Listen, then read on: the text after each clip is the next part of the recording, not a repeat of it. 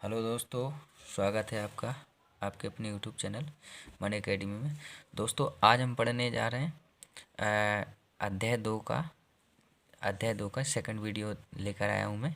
देखिए, इसमें क्या है कि जे इसमें ज़्यादा नंबर का पूछा जाना है, 15 नंबर का पूछा जाना है।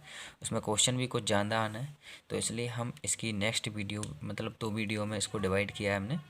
देखिए, इसका सबसे मोस्ट इम्पोर्टेंट क्वेश्चन है और ये समझना, इसको तो आप बहुत अच्छे तरीके से करके रखना। सीमांत उपयोगिता हास नियम क्या है, लिखिए। क्योंकि जी 2019 में भी 3 नंबर में आया था और इस बार भी 3 नंबर में आएगा, तो आपको इसको बहुत अच्छे तरीके से कर लेना है। चलिए, नेक्स्ट आपका क्वेश्चन है,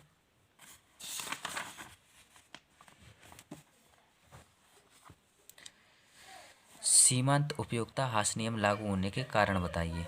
देखिए, ये भी बहुत ज़्यादा मोस्ट इम्पोर्टेंट क्वेश्चन है और आपका 3 नंबर में पूछे जाने की इसकी सबसे ज़्यादा संभावना है, तो इसको बहुत अच्छे से कर लेना है। आपको स्क्रीनशॉट लेकर रखना, क्योंकि आपको याद करने में कोई दिक्कत नहीं होगी। अब देखिए, इसका 2019 का एक और है, बजट सेट तथा बजट लाइन में अंतर। ये भी आपका 3 नंबर का पूछे जाने वाला क्वेश्चन है। चलिए, अब मैं आपको वही क्वेश्चन बताऊंगा जो परीक्षा में आने की संभावना है पूरी पूरी। तो चलिए, अब अपन आगे निकालते हैं। चलिए, नेक्स्ट क्वेश्चन है, सीमांत प्रतिस्थापन की दर क्या है। ये भी आपका 3 नंबर में पूछे जाने वाला सवाल है और 3 नंबर के क्या है, इसमें 2 आना है, तो हमें क्वेश्चन थोड़े ज़्यादा करने पड़ेंगे।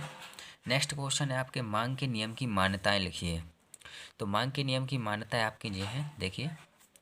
मांग के नियम की कोई 2 मान्यताएं लिखिए। मांग के नियम की मान्यताएं, मांग का नियम कई मान्यताओं पर आधारित है, इनमें निम्नलिखित विशेष रूप से उल्लेखनीय है। थोड़ा सा विजुअल कम हो रहा होगा, मैं आपको इधर देखता हूँ। चलिए, इधर देखिए। उपभोग समय में व्यक्ति की आय में परिवर्तन नहीं होना चाहिए, क्योंकि उस परिस्थिति में उसके खर्च करने की शक्ति में परिवर्तन हो जाता है। यदि वस्तु में प्रतिस्थापन संभव हो तो उसके मूल्य में किसी भी तरह का परिवर्तन नहीं होना चाहिए, अन्यथा यह नियम ठीक प्रकार से लागू नहीं होगा। उपभोक्ता की वस्तु को प्राप्त करने की तीव्रता समान रहनी चाहिए। यदि किसी कारण से इसमें परिवर्तन हो जाए तो यह नियम ठीक से लागू नहीं होगा। उपभोक्ता के दृष्टिकोण में परिवर्तन नहीं होना चाहिए। वस्तु की पूर्ति में अत्यधिक वृद्धि न हो और साथ ही साथ उसके आकार और गुण में परिवर्तन नहीं होना चाहिए। ये कुछ मान्यताएं होती हैं मांग के नियम के लिए। चलिए, नेक्स्ट क्वेश्चन है आपका 2019 में आया हुआ क्वेश्चन है, मांग के नियम की विशेषताएं बताइए। तो ये कुछ विशेषताएं आपकी, कीमत एवं मांग में विपरीत संबंध होता है, कीमत स्वतंत्र एवं मांग आश्रित होती है, मांग का नियम एक गुणात्मक कथन है और मांग का नियम किसी निश्चित समय पर वस्तु या सेवा की कीमत और मांग में विपरीत संबंध को स्पष्ट करता है। तो ये हमारे उस कुछ मांग के नियम हो गए। चलिए, नेक्स्ट क्वेश्चन है हमारा, मांग की कीमत लोच से क्या आशय है। ये क्वेश्चन मोस्ट है, इसका सूत्र भी आपको कर लेना है सही से। आपका ये क्वेश्चन है, ठीक है, ये आंसर है आपका। चलिए, अब कुछ 4 नंबर के क्वेश्चन हम देख लेते हैं।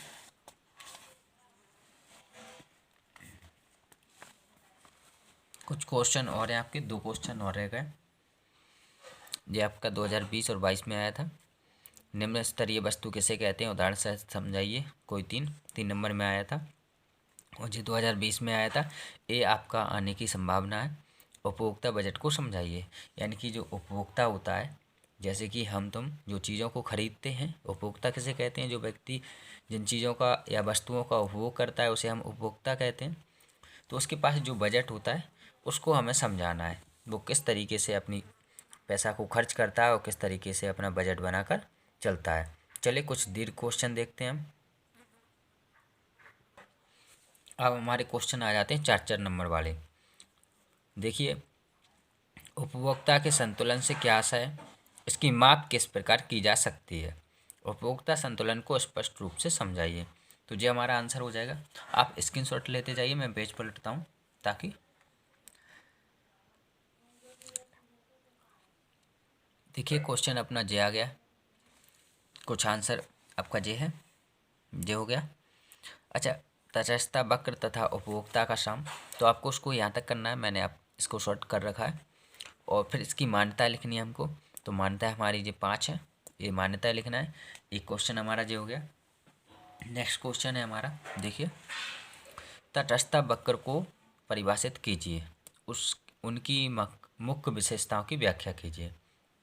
तो ये है 19 में आया था, 22 में आया था, तो इसको आपको थोड़ा सा अच्छे से याद रख लेना है। चलिए, अगर आपके पास इसमें थोड़ा सा आंसर ज़्यादा डिटेल में दिया है, अगर आपके पास केशव वाली पुस्तक है जो इससे थोड़ी मोटी आती है, उसमें इसका आंसर बहुत शानदार दिया है, तो आप उसमें देख सकते हैं।